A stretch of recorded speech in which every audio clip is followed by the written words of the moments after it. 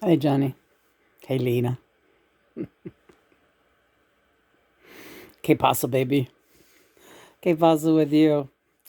We're gonna backtrack a little bit, and I brought something up with Lena a little while ago, so I said, "Yeah, let's make a video about people who channel or think they're channeling." And one of the very first things that I told Lena was, "You didn't remember. You didn't find me on no Ouija board. I came to you, pure telepathy, pure." Mind through mind games, right? Right. So I'm making again it very clear that if people think that they're practicing successful mediumship by making contact with spirits through electronic devices or Ouija boards, that type of divination is also a very poor conduit, because of the low vibration. You're going to pick up rogue spirits, and I'm a very popular spirit that rogue spirits choose to imitate in order to gain access to the earthly realm down here. Right. It's a dangerous game. And people are like, John Lennon. Right. And then it opens up literally Pandora's box. And it's funny, we're working on a poem about Pandora's box now. So this is where this tonight's message comes through. Now, I'm gonna run with this, Lena, okay, because you're a little beat up today, and it's all right. Yeah, go ahead. Several years back, again, we've done a video on it. There was a woman who was in her adolescence or early 20s, or I don't know. Her name was Becky, and she was a candidate on MTV's The Real World, where they would stick a bunch of young people in a house together, of all different cultures and races and creeds, see if they could get along living in this loft where they, somewhere where they lived, I believe. Were they in Manhattan, these people? Yeah, I think that was the New York gang. Yes, right. Okay, yes, that's correct. One of the girls was a singer songwriter. Her name was Becky. Right. She was performing around Manhattan at the time that she was appearing on The Real World, and they followed her career somewhat. She had problems getting along with the housemates because she was somewhat of an imbecile and would say crazy racist things. She was a white girl. I don't know if she was from the Midwest. She was not a native New Yorker. Sorry, Lily. I know I've got something in my teeth. That's all right. It just bothers me. And anyway, years later, after appearing on The Real World, you didn't really hear much about any of these people. Not really. After that, they all seemed like they were working on having successful careers and so on and so forth in the music industry and the entertainment industry.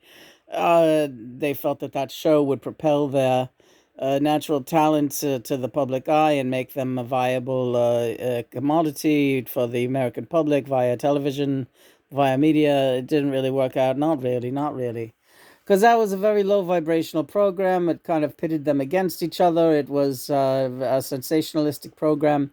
Not a lot of good things came from it, but they had a reunion years later with the people from that show when that woman, the singer songwriter Becky, revealed that the reason she wrote so much material, or one, not so much material, the reason she had such great inspiration to be a songwriter was because she had been contacted by John Lennon via Ouija board, right?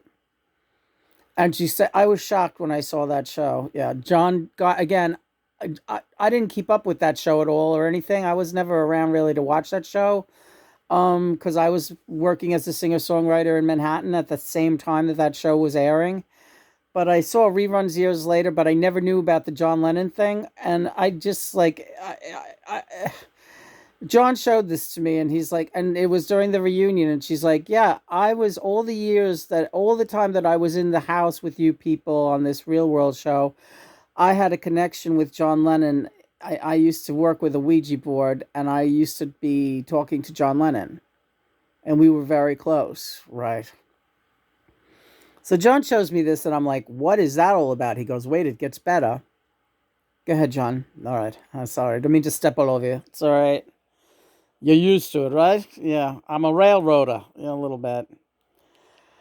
The woman put out an album. She was dealing with a counterfeit spirit. All that time, she was not talking to me. She was involved with a counterfeit spirit. One that targeted her because of the Ouija board. They have no other reason. Told her all kinds of things she wanted to know. Told her she was beautiful. Told her it loved her. Told her it was John Lennon. And told her, I'm going to help you be a great songwriter. She put out albums claiming to be writing with John Lennon. Right. Her career went nowhere. Very frustrated person. Had always problems with other people. Her life really did not turn out so much the way she wanted it to. She stopped talking about being connected to John Lennon. She felt somewhat betrayed by the spirit of John Lennon. The reason for that was because she was not talking to John Lennon. It was never me, right? And John said the whole time I was watching the show, he kept saying to me, it was never me, Lena. It was never me. Now, the woman was not a bad singer, and she was not a bad songwriter.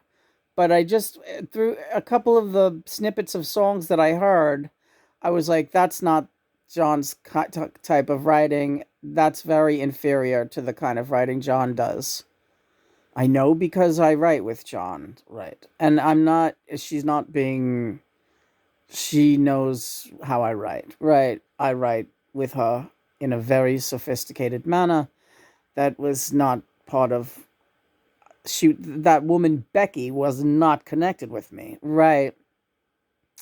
But that's just an example. Oh, forget it, John. You take it. All right. That's just an example, and a pretty public one. Because a lot of people knew who that Becky woman was from the real world. And when she came out and said years later that, oh, yeah, I'm connected with John Lennon, first of all, most people just scoffed at it and said, yeah, sure you are. Right. But then the critics could not stand her music. Mm-hmm. She worked very hard. She put all her money into it. She plugged away. She tried to get lots of publicity for it.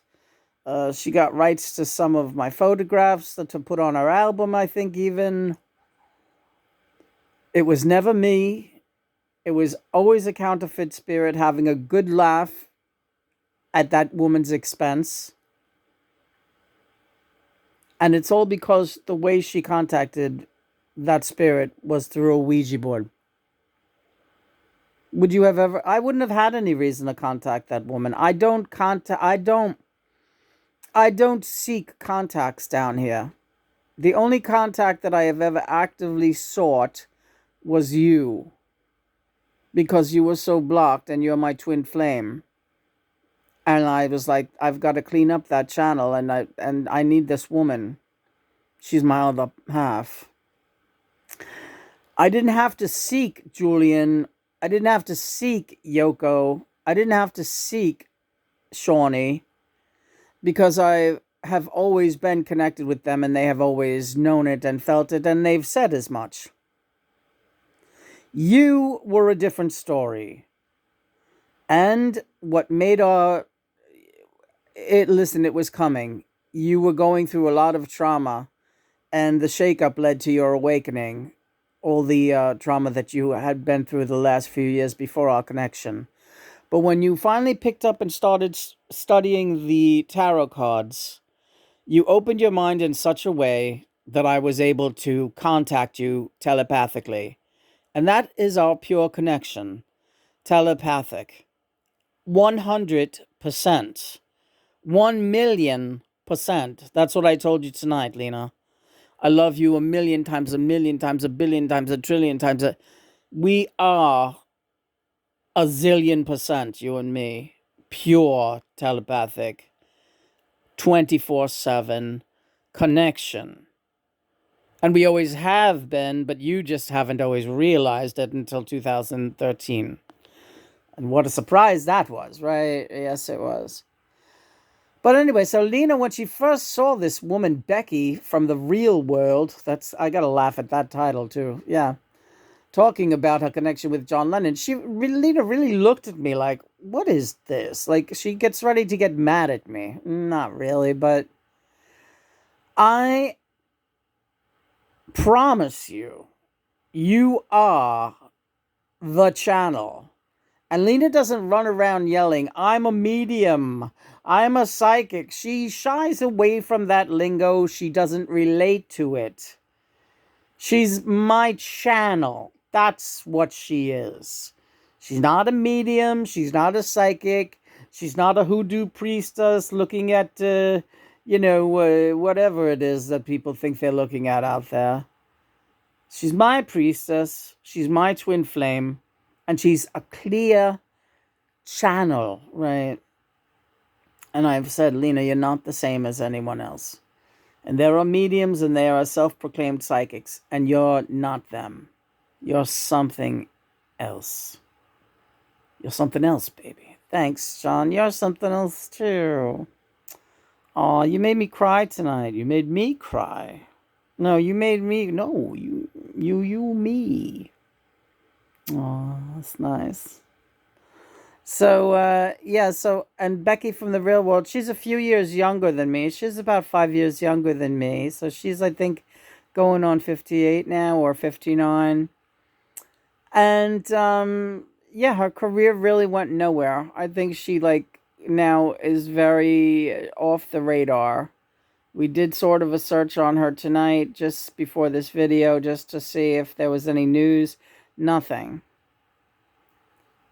And that's, again, just a very public example of somebody that claimed to have a very close psychic connection with John. Not unlike mine in being a singer-songwriter. But while I was an active, I'll say this, it's not the same, because when I was an active singer-songwriter performing all around New York City back in the 80s, 90s, and early 2000s, I never proclaimed to be connected with John Lennon or to be co-writing with him. Why didn't I proclaim that? Because I didn't know I was. I know it now, and it makes a lot of sense because I know I channeled a lot of that stuff, but I just thought it was because I was very in tune to my musical abilities, and I just thought I was very gifted. I did not make the John Lennon connection until he came through and told me, Lena, who do you think you've been writing with? Who do you think? And then at that point in 2013, when John came through, we proceeded to write some 40, 50 more songs together, which we're in the process of recording now. So I recorded over 100 songs before I knew I was connected with John.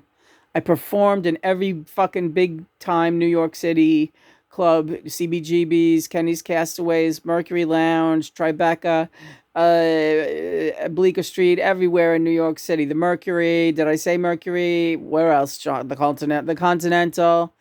All these huge clubs, they're not, the Nightingales, they're not even around anymore.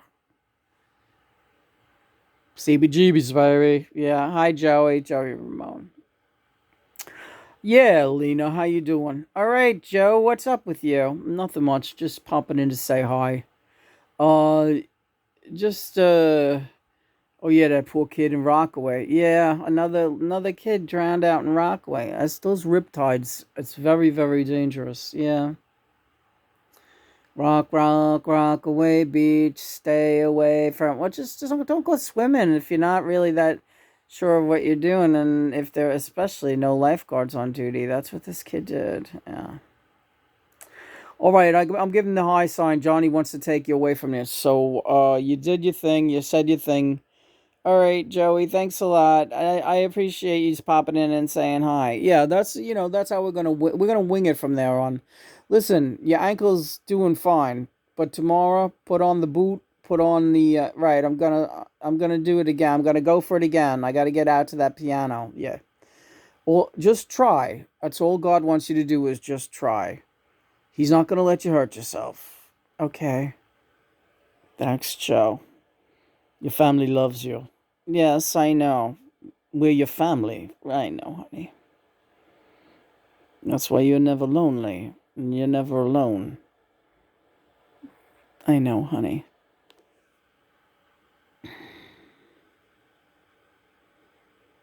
See, that's when you know you're involved in the real thing. Yes.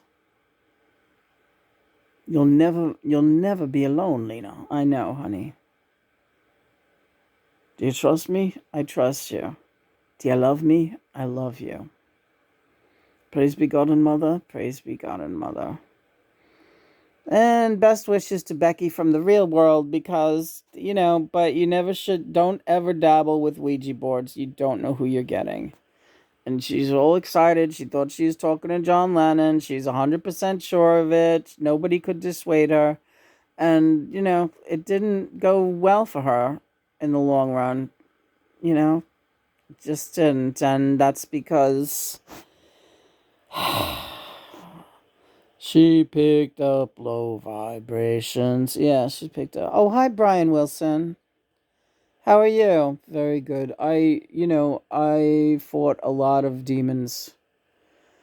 A lot of demons. So I promise you, what you say is true. The information you get from us is the real thing. I know that, Brian. I know that. I've always trusted it in a big way. That's the other thing. You've never felt like fear or the need to turn anybody away. You've always trusted John. What, if I can ask you, what was it about him that made you trust him? I just felt this so much love coming from him. Like I've never felt love like that from anybody or anything. And he immediately started, he took my hand and he had me write. And my hand was just loose and I have the notebooks to prove it. And he was just drawing heart after heart and writing, scribbling. I love you, Lena. I love you, Lena. You're my one. You're my one. I love you. And he wouldn't stop.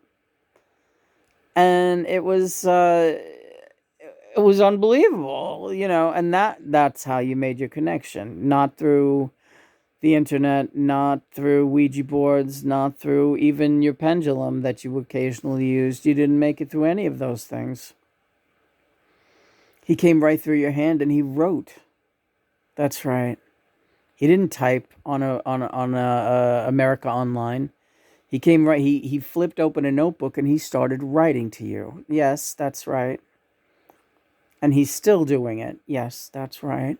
I'm gonna cry. I love you, baby. I love you. Thank you, Brian Wilson. Who did I say? Did I say the right name? Thank you, Brian Wilson of the Beach Boys. Thank you, Joey Ramone. We got some beach action going here. What we're trying to tell you, too, is that we'd like to get you down to the beach this summer, so we're working on that. We'll see, right? But let's have goals. Okay.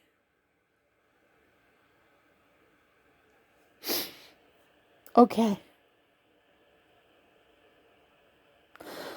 It's the real thing, honey. It's the real thing, yep.